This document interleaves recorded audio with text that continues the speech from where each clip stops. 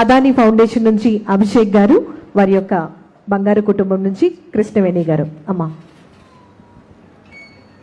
రామ్మా, చెప్పమ్మా.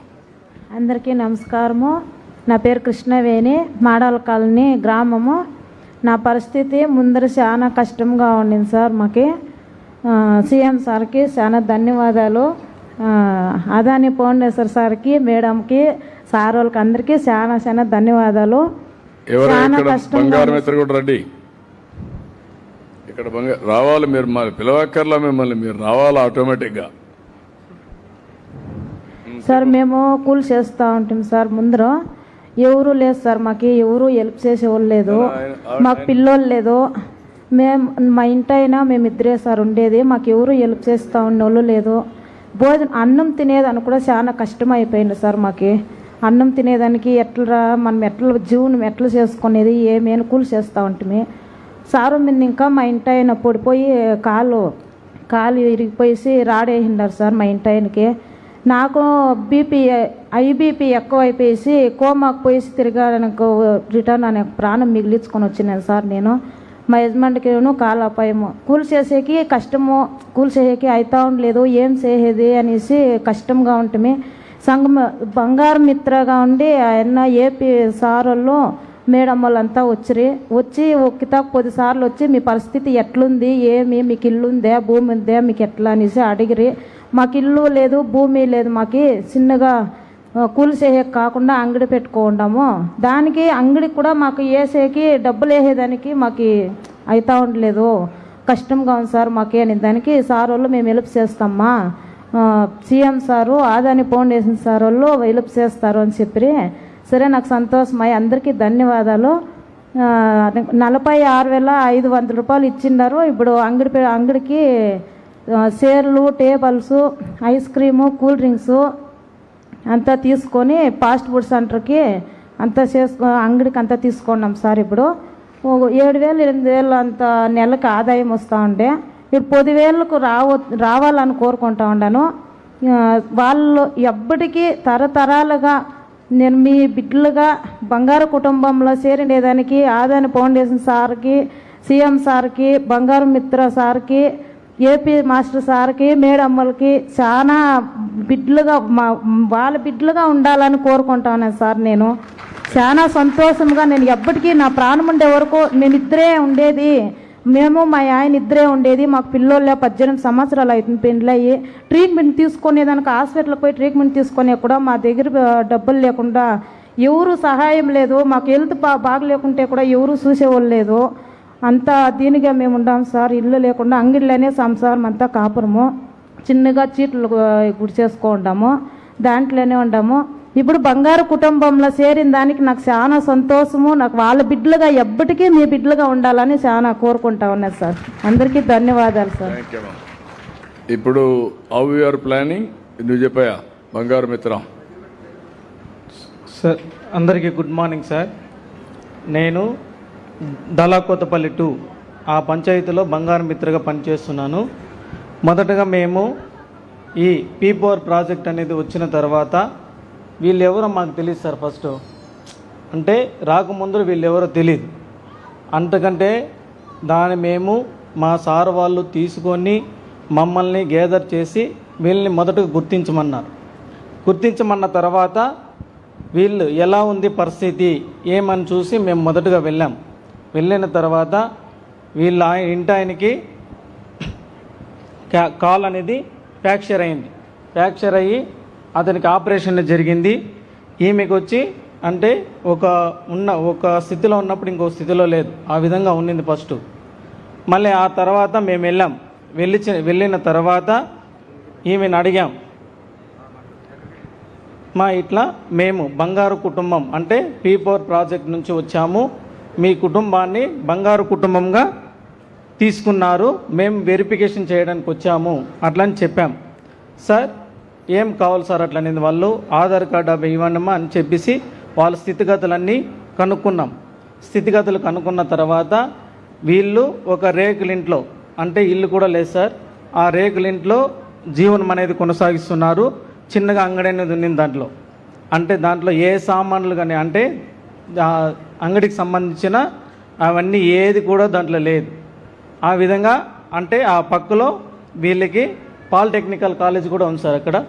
అక్కడ పెట్టుకుంటే బాగా కూడా పోతా ఉంది, కానీ దాంట్లో సరుకులు అనేవి ఏమీ లేదు. ఆ తర్వాత గుర్తించి ఒకసారి కాకుండా 2 సార్లు పోయి వీళ్ళ స్థితిగతులు తెలుసుకొని మళ్ళీ ఎఫ్డిపి ప్లాన్ చేసాం సార్.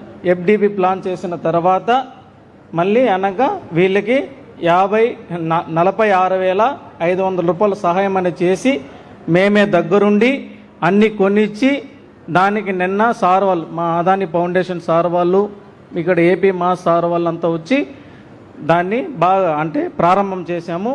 ఇప్పుడు ఇంచుమించుగా అక్కడ అంటే కాలేజీ ఉంది కాబట్టి పుస్తకాలు కొనుక్కోవడం కానీ స్నాక్స్ కొనుక్కోవడం కానీ ఇప్పుడు కొంచెం ఆదాయం అనేది పెరుగుతూ ఉంది sir. Thank you sir. Thank you.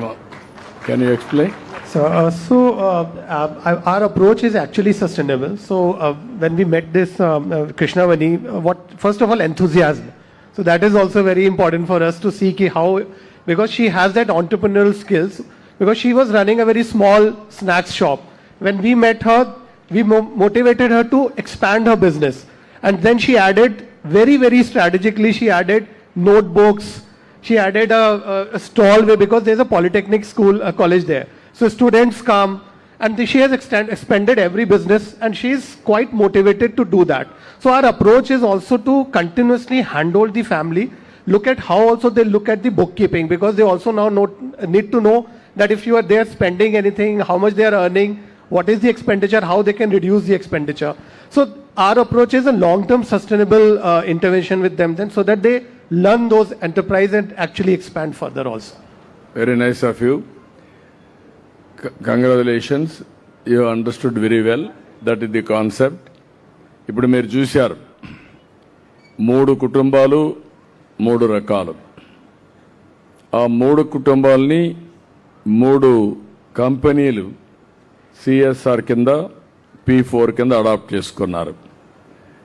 ఇప్పుడు ఇక్కడ కృష్ణవేణి భార్యాభర్త, భర్తకు కాలు ఇరిగిపోయి రాడ్ వేసి సరిగా నడవలేని పరిస్థితి, పిల్లలు కూడా లేరు.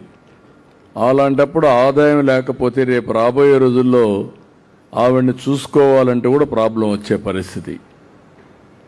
ఆ కుటుంబానికి గవర్నమెంట్ కూడా ఏ కన్సిడరేషన్లో కూడా ఆర్థిక సహాయం ఇవ్వడం లేదు, రేషన్ తప్ప. ఇప్పుడు ఆ సమయంలో అదాని వచ్చి ఇప్పుడు ఒక 46,000 ఇచ్చి వాళ్ళ ఆదాయాన్ని పెంచే పరిస్థితి. ఆవిడ చెప్పిన దానిపైన కృష్ణవేణి కూడా ఇంట్రెస్ట్ జనరేట్ చేసుకునింది. ఆవిడికి కూడా ఒక కామన్ సెన్స్ ఉంది. అక్కడ ఒక పాలిటెక్నిక్ కాలేజ్ ఉంది. ఆ పాలిటెక్నిక్ కావాల్సిన పుస్తకాలు అక్కడ పెడితే సేల్ అవుతాయనే ఉద్దేశంతో ఆ పుస్తకాలు పెట్టించింది. అంటే అది ఆవిడ ఆలోచన విధానం. ఆవిడకు కూడా ఆలోచనలు ఉన్నాయి, కానీ ఆవిడ ఆలోచనల్ని ఆచరణలో పెట్టే సహాయం కావాలి. అది టైమ్లీ సహాయం అదాని గారు చేశారు, వాళ్ళ ఫౌండేషన్ చేసింది. నా ఆవిడకు ఒక నమ్మకం వచ్చింది. ఏంటి నమ్మకం? నాకు ఇంకా బాధ లేదు, నాకు ఆర్థిక ఇబ్బందులు ఉండవు, నేను కష్టపడి ఈ పని చేసుకుంటాను, దీన్ని పెంచుకుంటా ఈ వ్యాపారం, రేపు అక్కడ ఇండస్ట్రీస్ అన్నీ వస్తాయి. ఇంక ఇండస్ట్రీస్ వస్తే రోజు రోజుకు పెరుగుతుంది. అదే మరిగా అదాని ఫౌండేషన్ ఏమంటున్నారు, ఆవిడ క్యారియర్ని మేము ఫర్దర్గా ముందుకు తీసుకుపోతాం, ఎలాంటి సహాయం కావాలన్నా చేస్తామని. అదే లీడర్షిప్ క్వాలిటీ, మేనేజ్మెంట్ బ్యాండ్విడ్త్. ఆ సహాయమే నేను కోరుకుంటున్నా. ఆ సహాయం చేస్తా పోతే ఆవిడ జీవితం బాగుపడుతుంది, వాళ్ళకి ఇబ్బందులు రావు. అదే మరి అదాని చేసే పనికి కూడా వాళ్ళకు కూడా పుణ్యం వస్తుంది. ఇదే నేను ఆలోచించిన విధానం. వీళ్ళు కాకుండా ఇప్పుడు మీ అనుభవం, your other beneficiaries, what is your experience in this Kuppam project? నువ్వు కూర్చోమ్మా. So I would like to share one very interesting story of Kadiramma. She's sitting right here. She's 76-year-old lady. She was running a very small. First of all, the family situation is very bad because her daughter expired few years back. Her grandson is sitting next to her, and her father is also very sick. So this is only 3-member family, and extremely very difficult situation. So she's the only earning right now member. What she was doing, very small shop, and she was selling petty things. We helped her expand her shop, adding cold drinks, adding bread, adding eggs. So that is the only shop in the village. Now her income will enhance 100% more from the intervention that we are doing. Her grandson is right now doing college, and he has an aspiration to do lab technician. So we will see how we can help him get admission, and so that he can become a lab technician and earn in the family.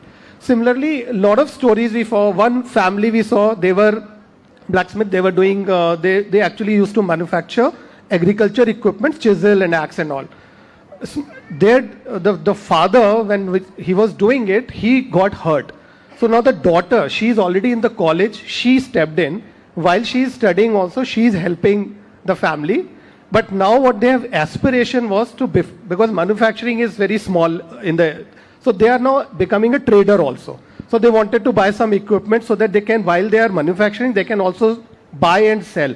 So this is what my experience is. Everybody has an aspiration to expand their business, diversify their business with a small entrepreneurship skill, but they need to know more entrepreneurship skills in a small way. That we will help them, and adding to their aspirations and to their enhanced income.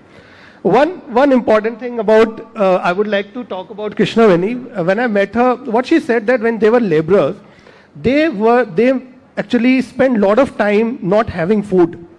What she said was actually heart touching. She said, like, once I will start earning, now I am running this food business, I will see that if anybody is actually hungry somehow and not able to afford, how I can feed them. Yeah. So this is the impact I can see, that we are supporting them, and now they are looking at supporting others.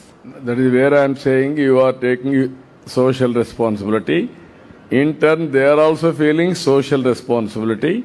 That is the triggering point. We are all human beings. మనందరం మనుషులమే. మనుషులు ఒకసారి సహాయం వచ్చిన తర్వాత మనం నిలదొక్కుంటే మనం కూడా ఇంకొకరు సహాయం చేయాలనుకుంటాం. ఇది ఒకరికొకరు ఆ విధంగా చేసుకుంటూ పోతే సమాజం బాగుపడుతుంది. అదే చేస్తున్నాం. నువ్వు చెప్పవా, ఏంటి నీ ఆస్పిరేషన్ ఏంటి? మైక్ ఏంటి ఆయనకి?